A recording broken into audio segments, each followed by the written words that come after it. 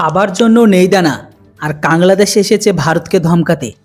আজকের খবরের জন্য এই হেডলাইনটা আমার কাছে সবথেকে বেস্ট বলে মনে হয়েছে, কেননা বাংলাদেশের মন্ত্রীগণ এমন কিছু বলে দিয়েছে যেটার কারণে আমাদের এই ডায়লগটা অবশ্যই মনে পড়ে।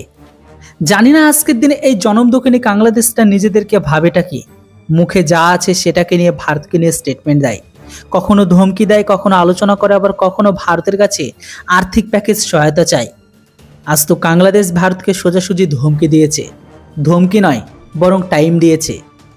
যদি এই টাইমের মধ্যে আমরা চাহিদাটা পূরণ না করি বা না করলে ভারত খুব খারাপভাবে নাকি পস্তাবে।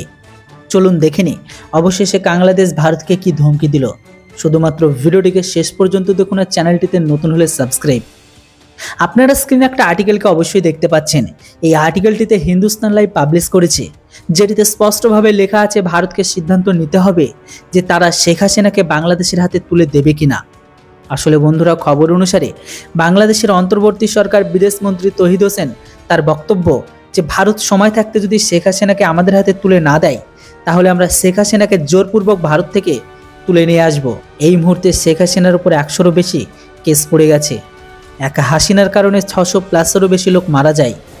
এই সময় শেখ হাসিনার উপর দানাশাহী হত্যা, মারামারি, মানবাধিকার উল্লঙ্ঘন আর ভ্রষ্টাচারের মতো অনেক মামলা লাগানো আছে।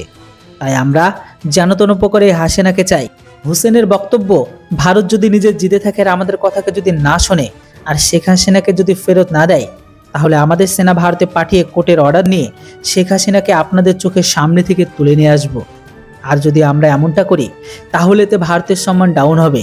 তাই এমতো অবস্থায় ভারতকে কি সিদ্ধান্ত নিতেই হবে যে শেখ হাসিনাকে ফিরে দেবে কি দেবে না। পূর্ব পাকিস্তানের বিদেশমন্ত্রী চুক্তিকে নিয়ে কথা বলেছে, যেটা 2013 সালে ভারত আর বাংলাদেশের মাঝে হয়েছিল। আসলে বন্ধুরা, 2013 সালে কট্টরবাদী সন্ধি সই হয়, যেটির অনুসারে দুই দেশের মাঝে থেকে পালিয়ে যাওয়া অপরাধীগুলো একে অপরের দেশে ফিরিয়ে দেবে।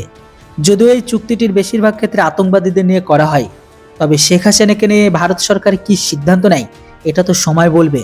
তাহলে এই চুক্তি অনুসারে পূর্ব পাকিস্তানের অনেক রোহিঙ্গা জঙ্গি যারা ভারতের ভেতরে আছে, কই সেগুলো তো তারা ফিরিয়ে নিচ্ছে না। তবে যে হিসেবে পূর্ব পাকিস্তানের বিদেশমন্ত্রী ধমকি ভরা ওয়ার্নিং দিয়েছে, ভারতের কাছে থেকে শেখ হাসিনাকে চাইছে, এটা দেখে মনে হচ্ছে ভারত বাংলাদেশের অধীনে। যদি ভারত বাংলাদেশের কথা না শোনে তাহলে ভারতের উপর অ্যাকশন নেবে। বন্ধুরা, এবার আপনারা বলুন, শেখ হাসিনাকে কি পাঠিয়ে দেওয়া উচিত না রেখে দেওয়া উচিত? কমেন্ট করে অবশ্যই আপনাদের মতামত নিচে লিখে জানান। Thanks for watching. জয় হিন্দ, বন্দে মাতরম।